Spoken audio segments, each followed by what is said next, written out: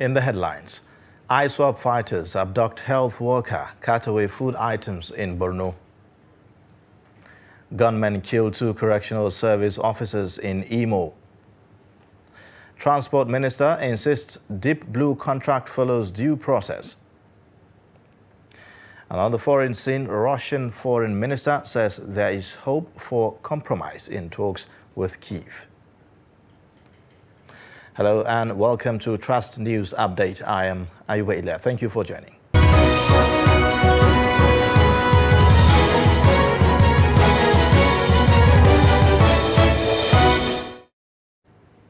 And now the details. Islamic State of West African Province insurgents have abducted a health worker with the General Hospital Gubio Bulama Gaidam and looted food items and fuel from a humanitarian truck on Wednesday.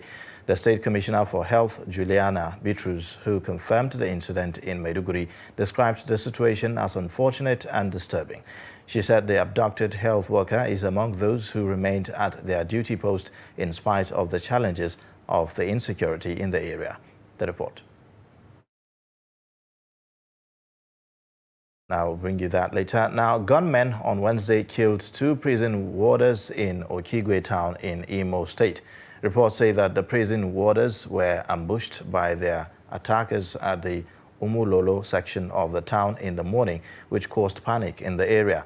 According to reports, the attackers threw dynamites on the officers' vehicle while they were killed on the spot, while others were rushed to the hospital. In the meantime, the remains of the divisional police officer in charge of Naskov Division, Magama local government area of Niger State, Chief Superintendent of Police Umar Mohammed Akingari, has been laid to rest at his hometown, Akingari, Kebbi State. Hundreds of mourners attend the funeral prayer at Akingari Central Mosque. The slain DPO is among those killed during a gun duel between Joint Security Operations and bandits on Tuesday in Niger State, when bandits who attempted to launch an attack on Nasco, the headquarters of Magama local government area, were engaged by the security operatives comprising the police, military and local vigilantes.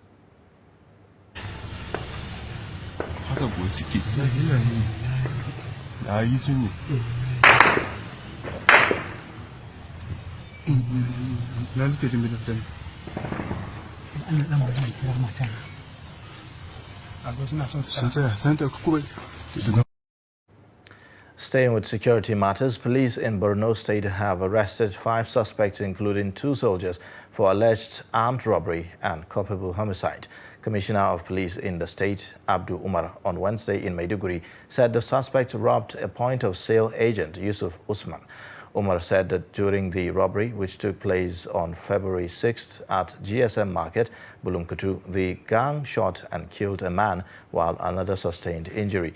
He said operatives of the command initially arrested 3 of the suspects, Mustafa Lawan, alias Bakura Antawai, and then Abubakar Muhammad, alias Bro Shagi, and Umar Ibrahim, who confessed to the crime and named 2 other members of the gang who were soldiers, Gogo Michael and Jibrin Adamu. Local and state government workers in Niger State have commenced indefinite strike over non-implementation of full payment of salaries paid to workers in the state. The Nigeria Labour Congress, in a statement by its chairman, Yakubu Garba, on Wednesday, said the action is informed by a breach in the ongoing negotiations between government and Labour by a local government council.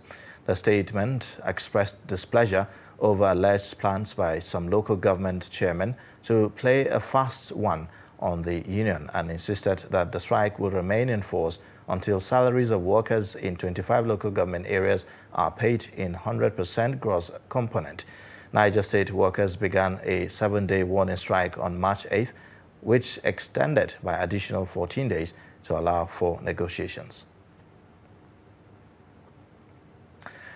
The camp of the embattled chairman of the Caretaker Extraordinary Convention Planning Committee of the All Progressives Congress and Yobe State Governor Mai Mala Buni on Tuesday bounced back as the secretary, Senator James Akpanu Dodehe, resumed at the party national secretariat.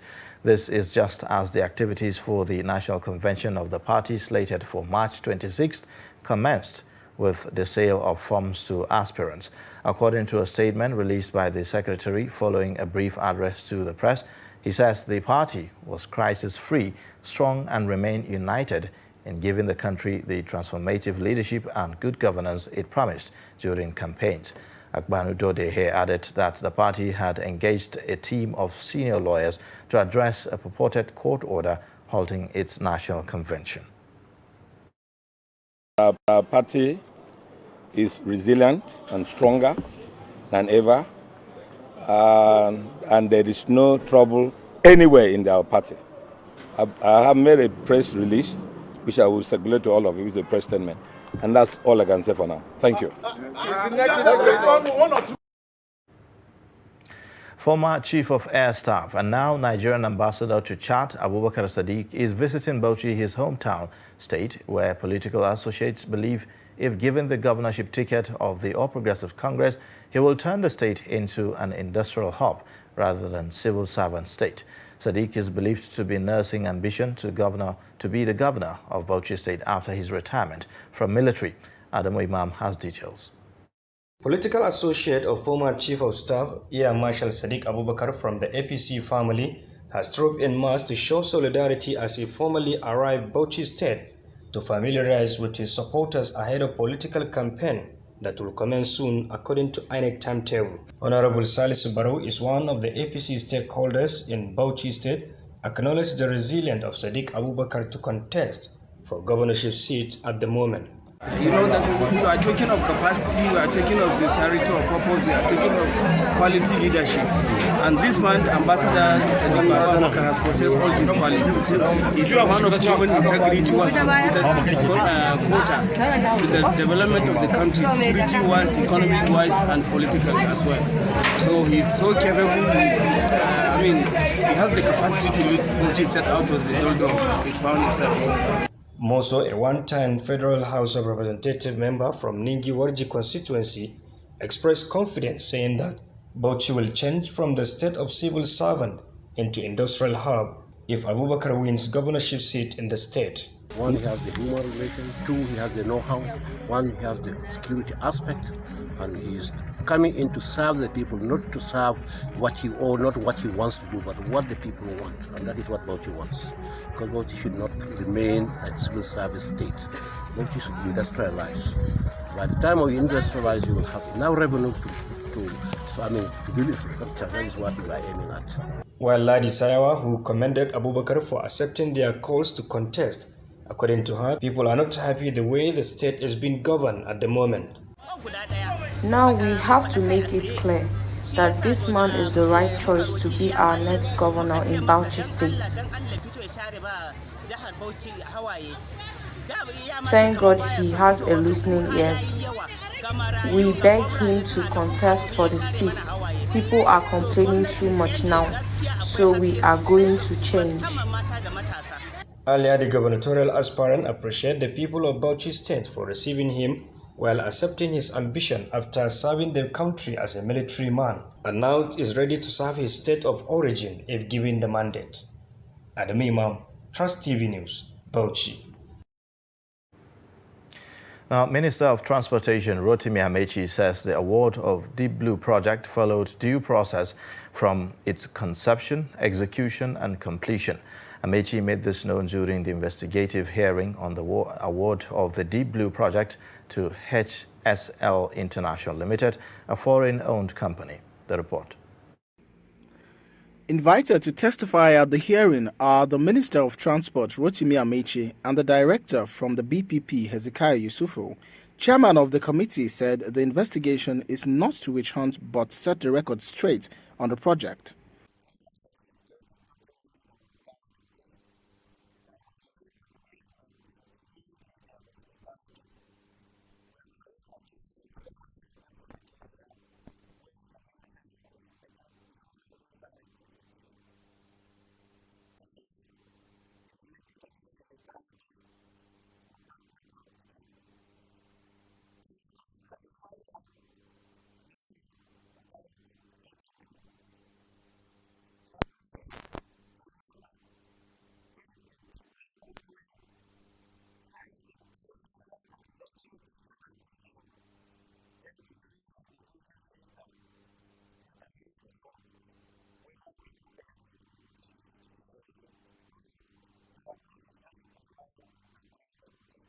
The Minister of Transport, Rotimi Amechi, gave insight into how the project was conceived and executed.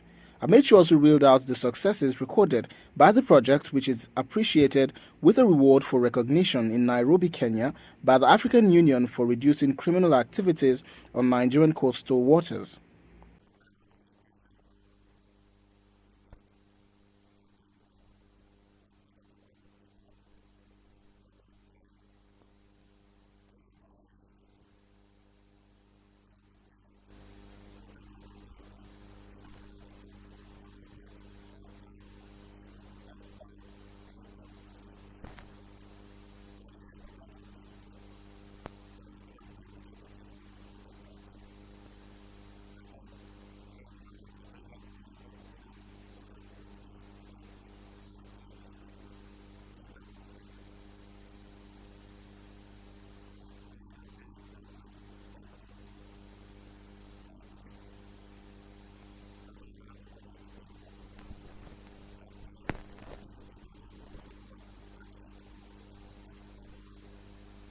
However, lawmakers were not pleased with the explanation given by the representative of the Bureau of Public Procurement (BPP) on the eligibility of HSL International Limited to execute projects in the country without due registration by the Corporate Affairs Commission.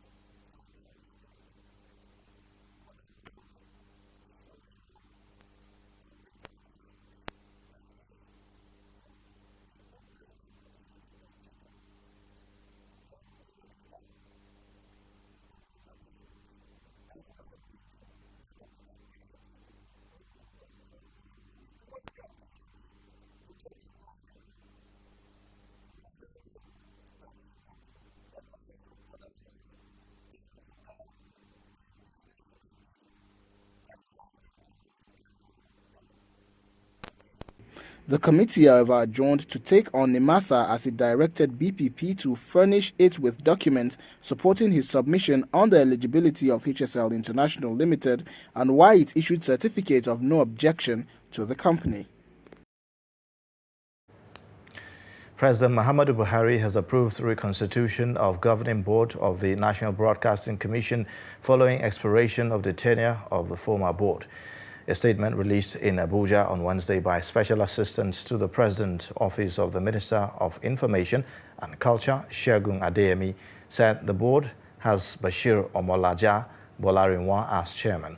Other members appointed to represent various interests as stipulated by the NBC Act include Wada Asab Ibrahim, Ehein Chuku, Azubike DK, Adeshola Oyinloye Ndu, and Olaniyan Olatunji Badmus. Also on the board are Bashir Ibrahim, Obiora Ilo, Ahmad Sajo, Engineer Bayo Erikitola, and representative of the State Security Service, a representative of the Federal Ministry of Information and Culture, as well as Director General of the Commission. The board has 3-year tenure. You're watching Trust News Update. Coming up shortly, aged women overtake men in Jos. Details after the break.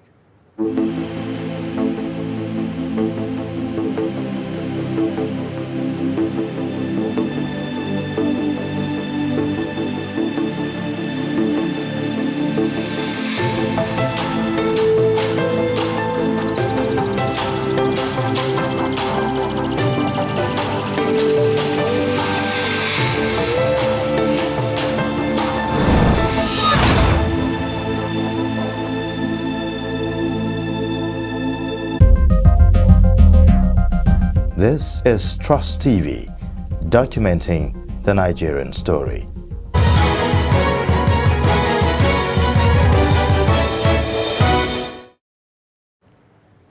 Thanks for staying. You're watching Trust News Update. Here's a look at the top stories again. ISWAP insurgents have abducted a health worker with the General Hospital Gubio Bulama Gaidam and looted food items and fuel from a humanitarian truck on Wednesday. Plus, gunmen on Wednesday ambushed and killed 2 prison warders in Okigwe town in Imo State. And in other news, a psychologist with Federal Polytechnic Bauchi, Dr. Dalhatu Abubakar, wants parents to be watchful on their children, not to leave them to social media that is taking them away from reading. In an interview with Trust TV in Bauchi, Abubakar explains more on the impact and the age children should get access to social media. Many parents are expected to be a role model to their children while upbringing, but the reverse is the case in some quarters. To this end, a psychologist, Dr. Dalhatu Saidu Abubakar of the Federal Polytechnic Bauchi, calls on the parents to be vigilant on their kids on daily basis. According to him, the world has already turned into global village. It has become a commonest platform now for the adolescents and the teens to use, and you all know that they spend a lot of time on it. So there's the need for us to be able to peg age limit within which an individual should be allowed. I know by the rules of the social media is 13 years, but if you look at it psychologically and sociologically, it actually needs to be pegged to 18, because by 18 years, an individual must have developed his conscience, the ability to know right from wrong. And if you look at the implications or the negative aspects of the social media, there are a lot of things that if you are not matured, you might end up actually be affected negatively by it.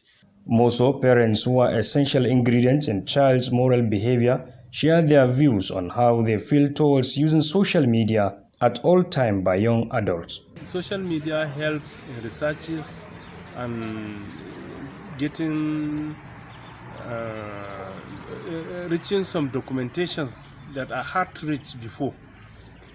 And saying no is that nowadays most of the youths have engaged themselves in social media activities that is crippling their educational distance. So to me, the negative aspect is more than that of the positive aspect. Dr. Dalhatu also maintained that the social media has come to stay, but checkmating the activities of the kid via internet facility is very important. Also, according to him, issues of regulation will be crucial in the area of legislation in the country. Adam Imam, Trust TV News, Bauchi. Some elderly women in Jos, the Plateau State capital, have overtaken men when it comes to breaking stones into smaller pieces for sale. Men are known to engage in this manual stone breaking for livelihood. Dixon Adama reports that the business is no longer exclusive monopoly of men. The report. The elderly women not only showed dogged determination, but proved that they are masters of this stone-breaking venture. I thank God because I reached 15 years to do this work. They bring my power for me. I dey get power because this work where they do. They make me at the help my children for school. I dey get something where I go talk. I thank God for that one. And they make me at the strong for my body. I start this work. It's reached 20 years now. But I've trained my children inside the thing that I'm doing it, and I'm getting strength in it. So that's why I depend on it. I'm eating food with it. It's the thing that I'm eating with it now. So the same thing, I train my children with the stone that I'm breaking it. Many now embrace stone breaking job in Jos, owing to the abundance of hilly rocks in the state. Such rocks are used for various purposes, especially in construction. These women you have seen, I've known them for over 25 years. We are neighbors with them. And I appreciated what they have been doing for that long time. What they are doing is only the Lord that is strengthening them. And they have the zeal, they do it happily. But still yet, it's just for the fact of, our nation. We would have appreciated people like this to be assisted by government or private institutions like the NGO, so that more young men too would have been accommodated in the job. It's a way of living, but a lot of us didn't know it. They build houses, they pay school fees, and support other people. Sabongeri Tudunwada Quarry, opposite St. Moses Catholic Church in Jos North local government area of the state, attracts these elderly women who say the job keeps them healthier, stronger, and gives them unique strength. What the men can do, the women can do even better, the popular saying goes. And these women have shown that what the men can do in this respect of breaking stones, they can do even better. Many of them have been breaking these stones for so many years, and they have been feeding their families with it and assisting their families and their husband along the line. Some of them too have said that the stone breaking is always giving them strength and they hardly fall sick and all of that. So it's expected that the government and other interested bodies should come to their aid so that they can continue this line of business, and then they can have so many things to do for the society and for themselves. For Trust TV News Just, Dixon Salami Adama reporting. Now to some business. The National Bureau of Statistics says that Nigeria's foreign trade deficit hits 1.94 trillion naira in 2021 compared to 178.3 billion recorded in 2020 as the cost of importing commodities exceeded the value of its export. Statistician General of the Federation, Simon Harry, said this during a press briefing held at the NBS headquarters in Abuja. The report. Based on International Mechanized Trade Statistics Manual, the use of investors exporters window for exchange rate and updated data sales for NBS data sources were adopted as a methodology.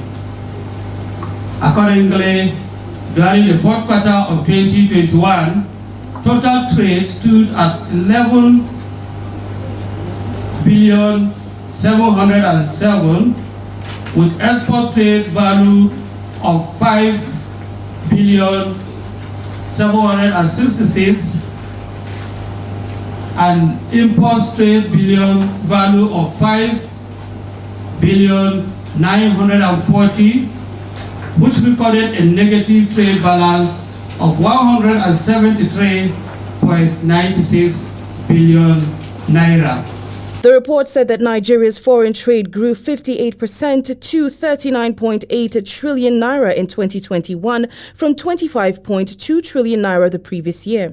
According to the report, Nigeria's export trade valued at 5.766 trillion naira is mainly dominated by crude oil.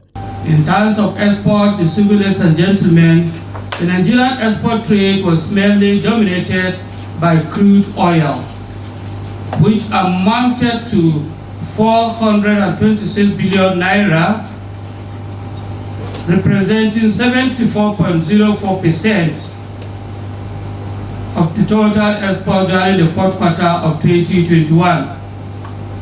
This was followed by natural gas, liquefied with 573.85 billion naira, representing 9.95%,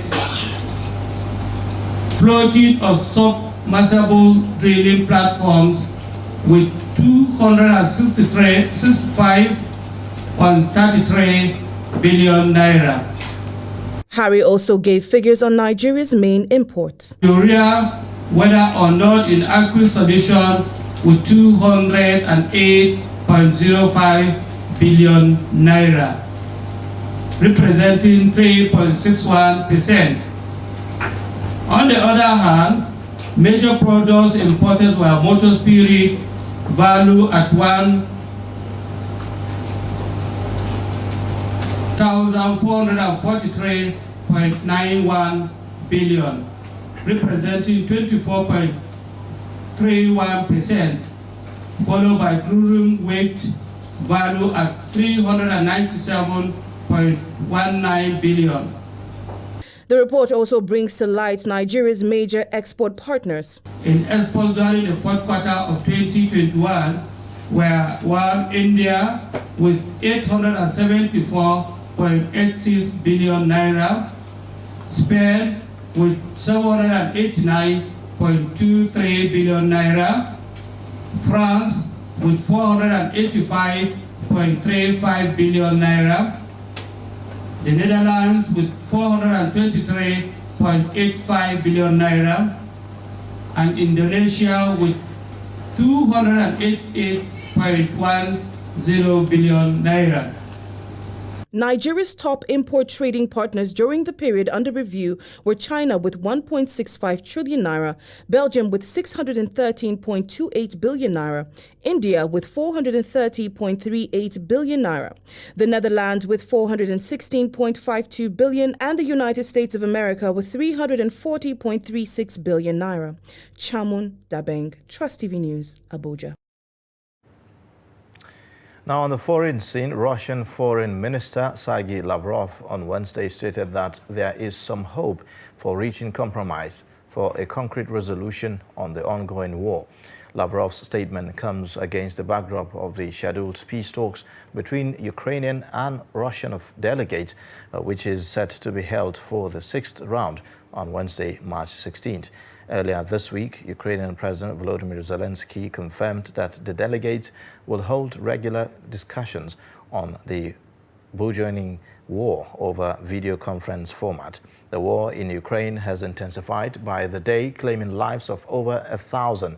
Nearly 2 million have been forced to flee the country after Putin launched the full-blown military attack on February 24th. And with that, we wrap up Trust News Update. But you can connect with us via our social media platforms and subscribe to our YouTube channel to watch us live. I am Ayuba Ilya. Thank you for watching.